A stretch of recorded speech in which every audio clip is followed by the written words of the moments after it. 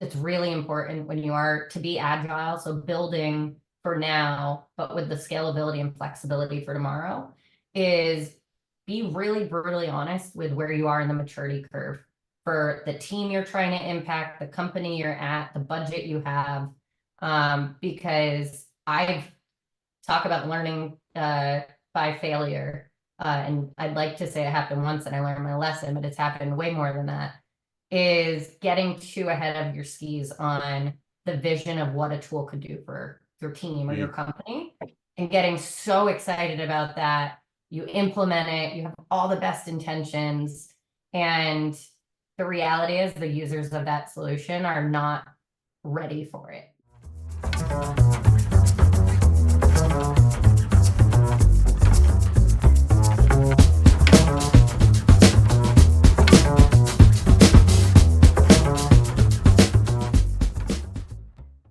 All right, everybody, welcome back to the RevAmp podcast. I'm very excited to be joined today by Danielle. Can't wait to hear about her background and her story and some of the interesting things that she's navigated through. Without further ado, Danielle, why don't you tell us a little bit about yourself, what you're doing these days, your background? Awesome. Yeah. Thanks for having me. Danielle Marquis. I am the VP of Revenue Operations at a company called Zappi. It's a market research SaaS platform, so trying to bring software into the consumer insight space. It's been a 8 to 10 year journey for the company, lots of evolution. I've been with the company personally 5 years, so I've seen a lot of that change. And as you can imagine, with RevOps, we've approached things in very different strategies based on the maturity and evolution of the company. And I've been in the revenue side operation space for 15 years. I started out as a sales ops person. I didn't even know what it was. Someone at my first company started teaching me some Salesforce. I was still getting my master's degree, and process optimization was my surprisingly favorite class during my master's. And I quickly learned how to apply all that to the sales process and all the stuff that my department was working on. And it just kind of was a love affair from there. I've jumped from sales operations more broad to specifically Salesforce administration and app building for large companies, and back into sales ops, introducing marketing operations when marketing automation and all that was really getting its first evolutions. I learned a lot of channel operations, which was fun. I don't know if I ever want to fully go back to that, but and then just working with SaaS companies the whole time, but varying different industries. So I've learned a lot about different industries and different company sizes, everything from under 100 people to over 1,000 people. Wow.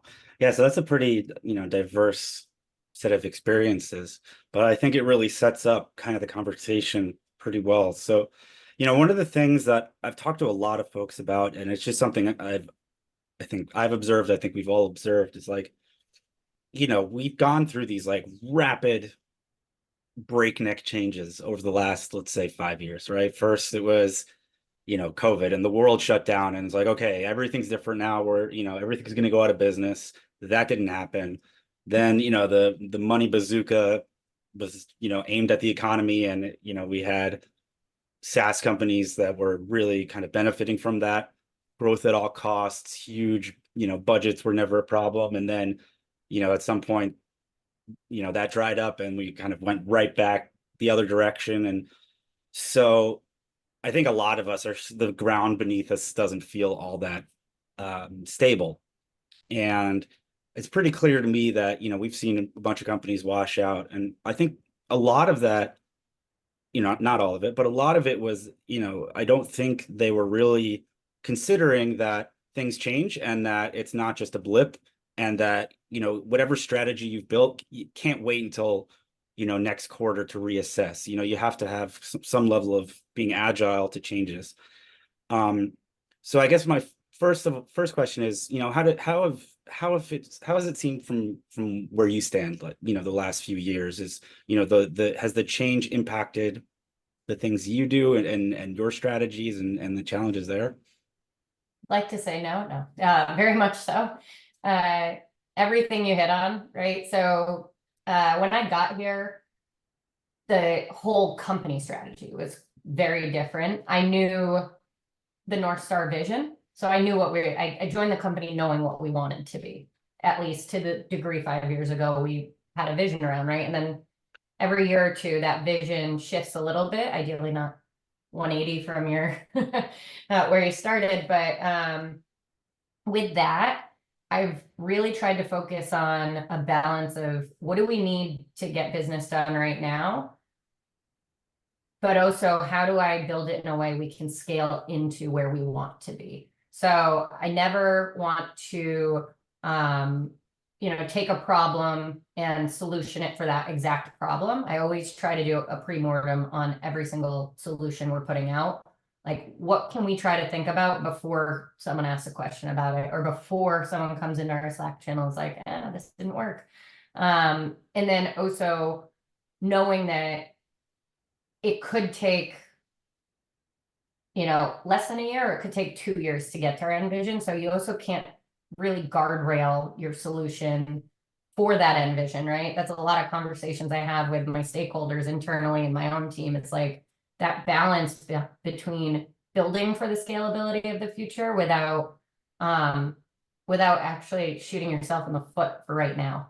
It's funny because you can either, it's two schools of thoughts, right? Where it is a balance, and I'm not saying it's going to be perfect every time, but as much as you can come into your requirements gathering thinking about what will get you to the future and what you need right now, and just really keeping that communication and documentation around that up to date, you're going to be in such a better place. There's so many implementations we've had to roll back because we built it for the requirements here and now, and the business is a completely different business 4 years later, and now we're re-architecting the whole thing, right? So whenever you're thinking of that solution, don't necessarily architect for the right now or the future, but try to find that healthy balance and those areas in your solutions. I work a lot with our tech systems and integrations.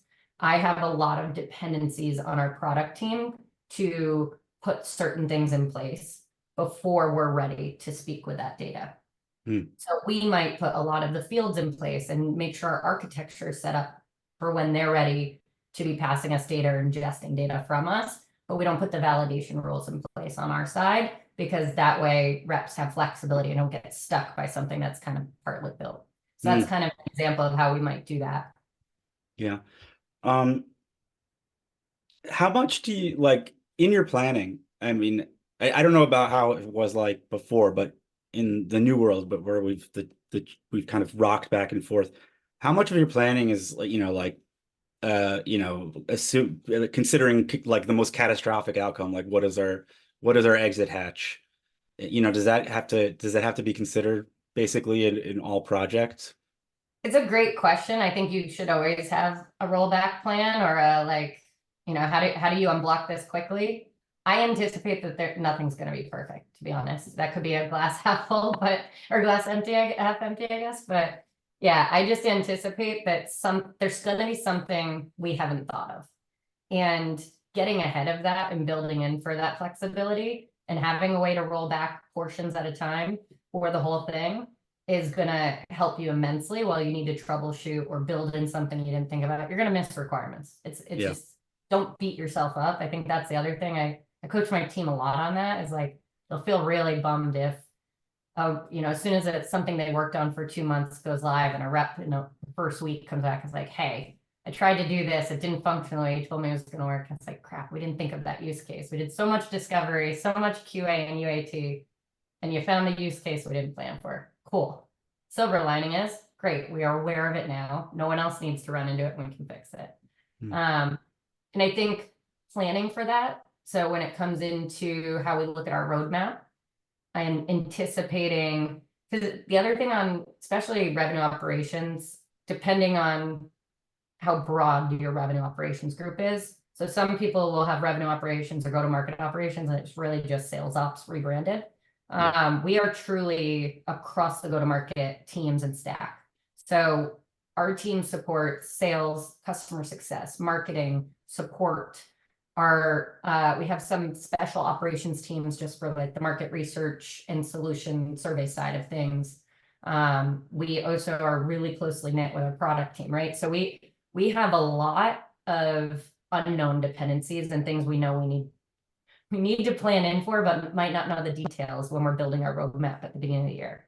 So our roadmap is very clear in this quarter, very clear into next quarter, and then gets a little bit more high level Q3, Q4. We have very little in Q4, more so things we are just predicting are not even going to be able to pick up by then, but aren't a huge priority right now. Yeah. And what I have each member of my team put on the roadmap is what I like to call watchouts. So we know there's a company initiative this year, and it is just getting kicked off. So we know we are going to need to spend a lot of time supporting that, probably around Q3, but things could move faster or slower. So around Q3, we'll put kind of like almost like a space saver on our roadmap. That way we're not committing to a bunch of known projects, knowing that this unknown might trump and take up our bandwidth. So that's something we've done to try to help protect our own roadmap. Because yes, there's always going to be several projects in a quarter that you did not have on your roadmap at the beginning of the quarter, that between leadership team or customer facing teams gets the trump on priority card. Yeah. So there's a bunch of strands I want to pull on, but I have to kind of choose one. So I want to, maybe we can walk back to whatever it was, March or April of 2020, right? So assuming you had your roadmap planned out the next quarter, or very, very, diligently and all that. I assumed that, once in a century worldwide pandemic was not on the roadmap. No, we did not have it on our bingo card for 2020. Right. So, as a leader, as somebody in RevOps, what was the, how did that look from your vantage point? What did you end up doing? How did you get through that? I mean, I assume it was, we all kind of were trying to write our own playbooks for this, but I'm interested from the RevOps perspective, especially one where there are so many teams that are reliant on it. What did that look like? Yeah, so it's a great question, because I think in RevOps, it was more pivoting the types of projects we prioritize to help support the, honestly, like the collaborative nature of needing to bring people together that were remote, and prioritizing more things, which are things now I tell my team to always lead with, but actionable insights. So dashboards are not enough when you're living in a remote world and everyone doesn't know what's going on, and psychological being is everyone is in a different state, right? And motivation was pretty all over the place. So relying on like your basic dashboards or our basic alerting just wasn't really breaking through the noise or really getting the desired impacts we're looking for. So we really focused on like, how can we push insights with actions to our teams, help them better identify moments that matter. We revisited what really motivated reps around like, we even found out from a couple reps, this whole team were more motivated by their target achievement than their paycheck. So we adjusted what went towards their target achievement. So like they could, and I say that because our commissions are paid off with, once we have certain paperwork in hand, and with the pandemic, some of that stuff slowed down a little bit.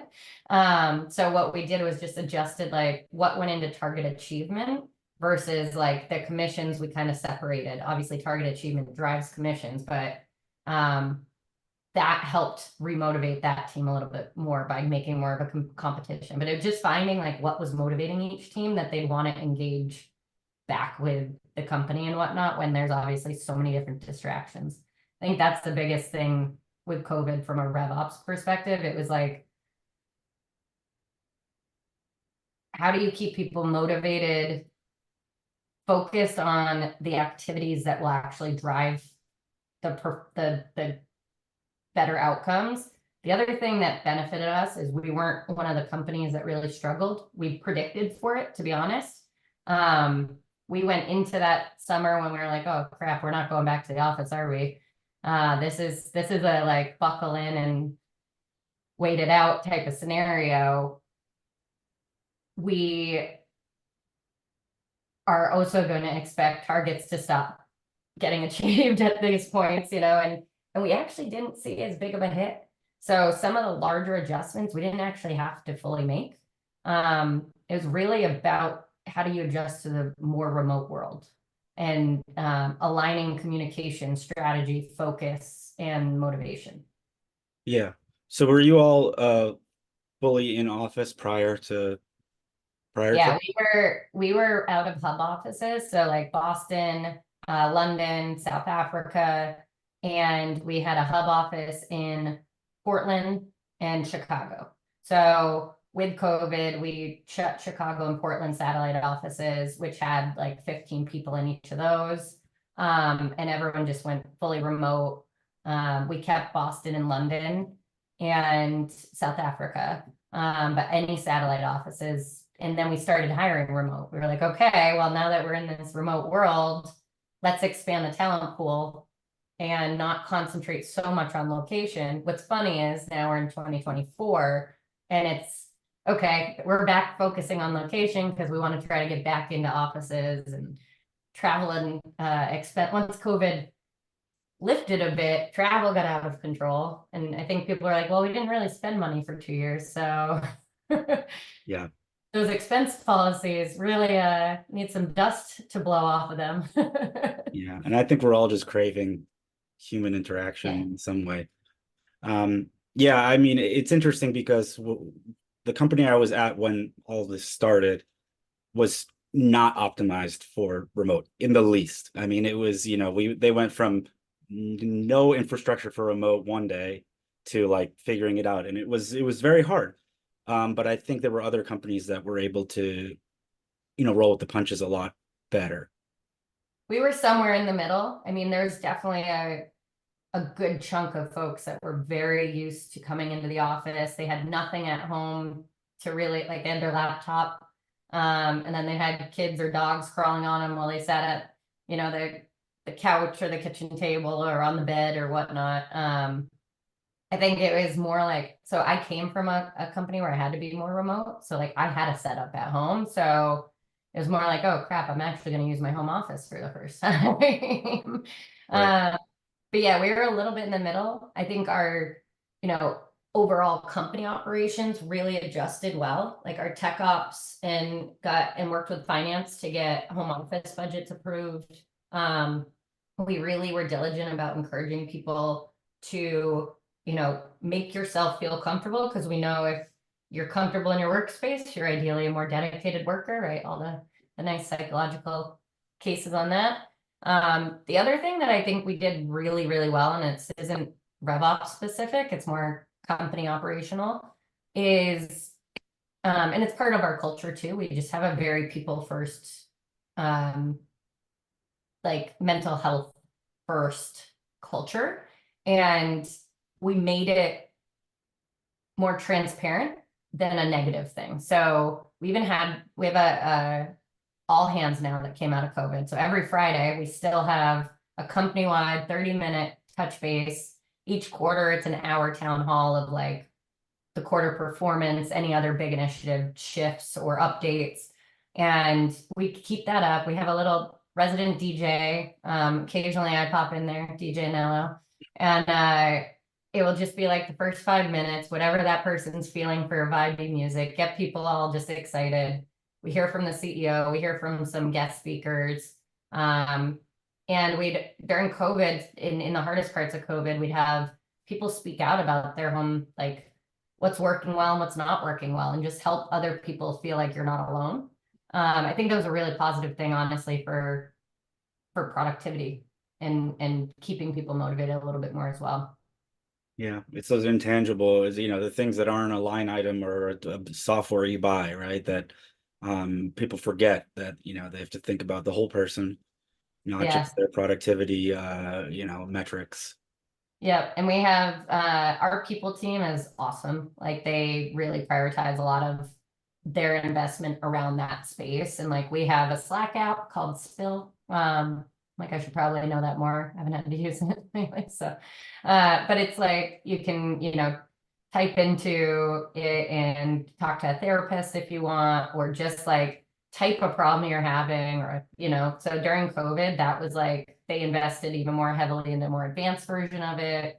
Yeah, I just think it's really, I think that's what I say in any person I talk to that I've really loved about Zappi and why I've stayed here for 5 years. I mean, typically if you see my resume, I've come into companies, I've helped realign some of the piping, and then around the 2 year mark, I'm like, okay, this sounds fun now. Zappi's culture has just been really people first. Mm. And that's, I think, something for any company to just really embrace and not make it kind of a marketing ad, but really, really invest in it. It's funny. It's almost like there's some people that probably have grown out of Zappi, like have been here since day one, you know, had to wear all the hats, and probably are like growing out of where we are maturity wise now, but they're like, we don't want to leave. The culture is so good. Mm. So It's a good problem to have, and yeah. these days, something that's not so easy to find. I wanted to kind of shift gears a little bit. You had mentioned the requirements of you setting up a field, but there was the product team needed to be involved. So is Zappi kind of a product-led growth model? How does that work? Yeah, I laugh because 2 years ago we had a big initiative that we were going to product led acquisition. You're not the Not only one. yet. Yeah, not yet. I'll tell you the dirty secret. We're not yet there. Mhm. The biggest hurdle we've been going through in our evolution is turning into a true SaaS company. So Zappi was literally, it was called Zappi Store originally because it was an app store for market research.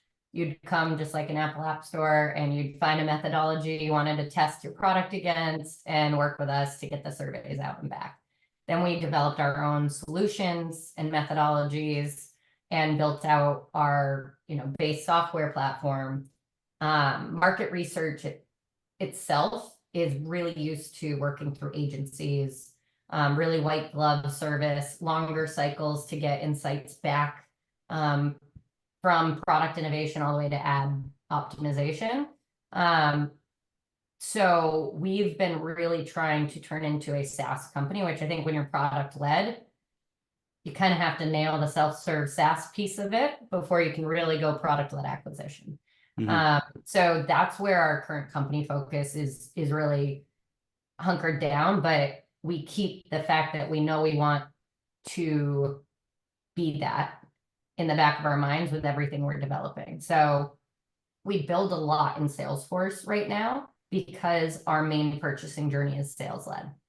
But with everything we're building out for the sales led journey, we have it's now an official cross-functional team called the Back Office Village. And it's also looking at, okay, we know sales led we have to get in because that's what we have the here and now. But what would the product led journey look like? And then where do we need to back in? Where's the dependencies to be able to switch that on? So while we're working on, instead of doing the waterfall, just trying to like figure out the whole beautiful vision and build it, it's like, okay, sales led, we know the nuances there. Let's nail that while we make the product led less ambiguous. Yeah. So what have we learned from this journey that we need to be aware of? We have one of our biggest roadblocks that honestly, anyone listening, if you have a good solution for, happy to have you reach out. But we are like 95% PO based purchasers, and we are switching from purely transactional consumption based to purchasing bulk credits up front so you can just run on your own and not have to talk to us every single time you want to run a study. And a good chunk of our customers are now on credit bundles, but if they want to top up and we want them to be able to self-serve, top up their own budget, right? They shouldn't have to talk to a rep to just top up their budget. We have to figure out that whole like PO process. What's the right place, like even down to where in the platform does it make most sense? Okay, once we capture it, what does finance need to know? So just making sure you have the right people in the room so that you can start to work through all those different requirements. You know, we're just implementing NetSuite. So talking about maturity of the company, that's the other thing that's really important when you are to be agile. So building for now, but with the scalability and flexibility for tomorrow, is be really brutally honest with where you are in the maturity curve for the team you're trying to impact, the company you're at, the budget you have. Because I've talked about learning by failure. And I'd like to say it happened once and I learned my lesson, but it's happened way more than that, is getting too ahead of your skis on the vision of what a tool could do for your team or your company, and getting so excited about that. You implement it, you have all the best intentions, and the reality is the users of that solution are not ready for it, right? So what is thinking about that, almost the MVP, right? Most minimal viable product you can get out, get that adoption started, get the excitement, almost make them hungry for those additional features, versus trying to like give them the whole yacht and saying, have a field day, right? So I think that's the biggest, like, not mantra, but back of my head whenever we're thinking of what we need now. Realistically, what are we going to use now? I mean, it's super interesting because it sounds like, you know, there is a future state that's kind of a goal, right? So there's going to be more product led, or, you know, I think it's a false binary that product led, sales led, like you have to choose one. I think utilizing product signals as a way of intent while having salespeople, like, I think that's just part of sales now. But, you know, you're building, knowing that those, you know, building the pipes so that when the water is flowing, it's there. Also knowing, it sounds like you're transitioning the pricing model, you know, to kind of this bulk order top up model, while still trying to do the everyday, you know, what just needs to get done today. So, you know, when you're doing that, when you're doing your, you know, the daily grind, are those end states, you know, part of your decision process? Like, well, it doesn't make sense to do this because in X amount of months, we're going to need it to do that. Always. And I won't say it's always a blocker per se, but it's I guess it's my buzzword lately, is balance around that. I actually had 2 different conversations that involved that specific decision making today. You know, one is we're kind of living in the pain of a current solution. And so we've been brainstorming ways we can optimize that, knowing it's part of this back office village, but it's probably months away from getting actually prioritized by the full team to fix it, right? And so like, what can we do in the meantime? And some of the ideas being thrown out were, okay, we'll do that on Salesforce, we'll do that on Salesforce. And I was like, of all people, usually I'm super pro building out on Salesforce. We have a kick-ass developer, we have a great director that's looking over it. And but I was like, the reality is this touches RevRec, and we're in the middle of implementing NetSuite.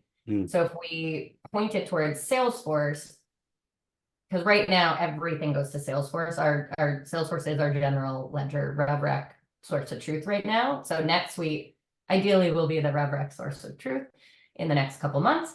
And with that, we want to take the dependency off of everything having to go Salesforce first on the revenue side. Bookings, yes, they come from Salesforce, but on the revenue side, we want to get the product signals of usage, but we want the RevRec to go to the financial systems for RevRec.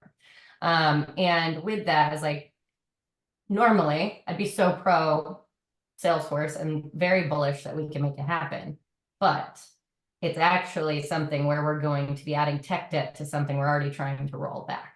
So we need to think of a different approach that doesn't involve sending it to Salesforce first. So something like that is having your future vision is really important, because if you're not thinking about where you want to be, that was an easy decision for me to be like, yeah, let's go to Salesforce and build this out. And then 8 months from now, when we're automating the RevRec side, I'm like, wow, that was a dumb decision 8 months ago. Wish I could take that back. But and then the other side of it is, like I was saying, there might be things we need to build in because we know our business strategy and policy is going to be that.